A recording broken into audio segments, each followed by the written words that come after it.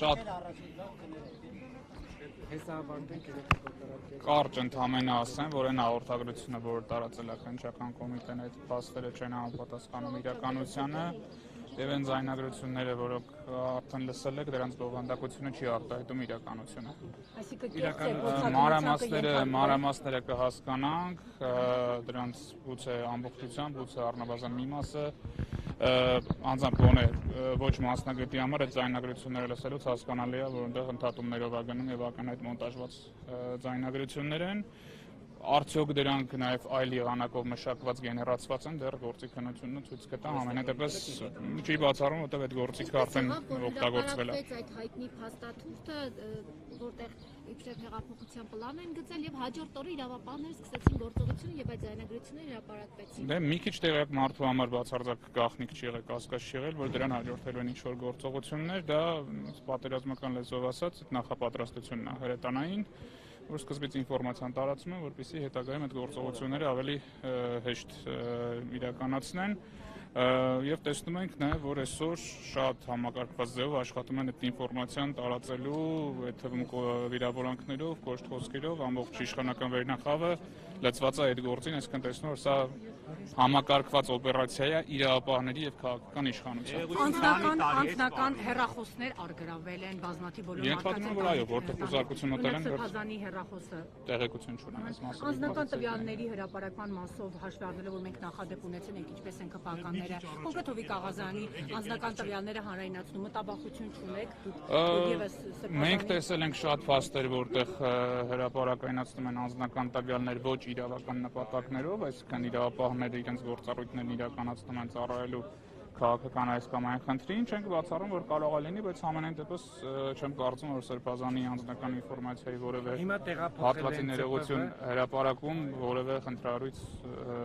հարց կարա իրականացնել։ Տեղափոխելու հետո միջև կարող է երևի թե միանգամից դատարան, դեռ հայտնի չի, որ դատարան է։ Դրան այս հոդվածով քանի տարի է սպառնում։ Հոդվածը երկու հոդված է, մեկը 12, մեկը 15 առավելագույնը, բայց իրականում այս հոդվածներն էլ ակնհայտ արհեստական են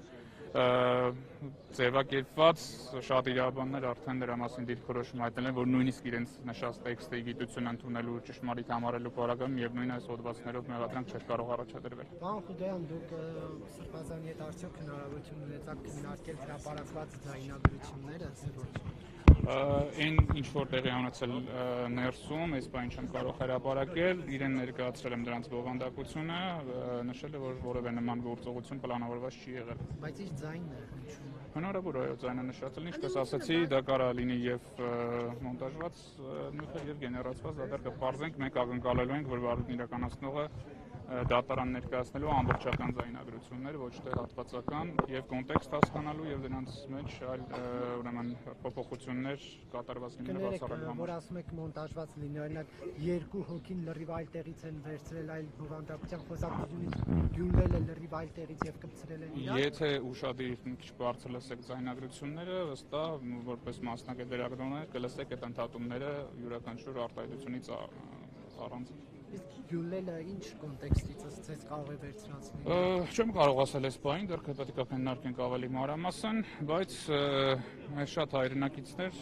հաստատ իրենց ընկերական ընտանեկան սեղանների շուրջ երբեմն մի քիչ տաքացած լինելով շատ արտահայտություններ կարող են հնչեցնել եւ դա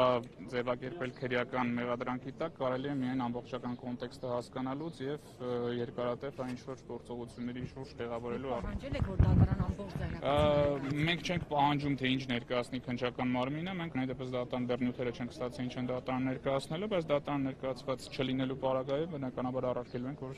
այդ նյութերը չեն կարող բավարար լինել գնահատական տալու համար։ Ներողություն, պարոն Խուդոյան, ես ճիշտ հասկացա, որ ձայնը Սրբազանինն է, բայց պարզապես մոնտաժված է։ Ես արդեն դարձին պատասխանեցի, որ ակնհայտ է, որ դա մոնտաժված է, թե արդյոք ես լսում եմ, այո, իմ կարծիքով իր ձայնն է այդտեղ, հիմա բայց հարցը այդ չի։ Թե արդյոք այլ միջամտություն եղել է այդ թվում ժամանակակից տեխնոլոգիաների ներդրման, դեռ պարզ չի։